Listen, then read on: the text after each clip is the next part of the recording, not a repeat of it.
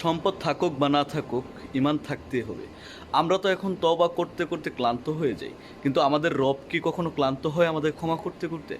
আপনি চিন্তা করে দেখুন, আপনি কতটুকু অন্যায় করার পরেও আপনার মা আপনাকে ক্ষমা করতে প্রস্তুত আছে, সেটা আপনি ভালোভাবে জানেন।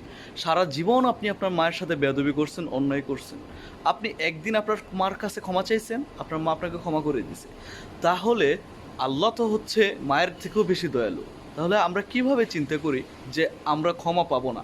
অতীত আমাদেরকে পিছু করতেই থাকবে, পিছু ধাওয়া করতেই থাকবে, আমরা কিভাবে চিন্তা করি? আমরা ক্ষমা চাইতে দেরি, আমাদের রব কিন্তু আমাদের ক্ষমা করতে দেরি হয় না।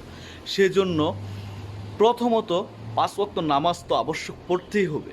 একটা রুমকে যদি দুইটা রুম তৈরি করতে চান, মাঝখানে দেয়াল দেয়া যেমন আবশ্যক, আমরা মুসলিম এবং কাফের এই দুইয়ের মাঝখানে যদি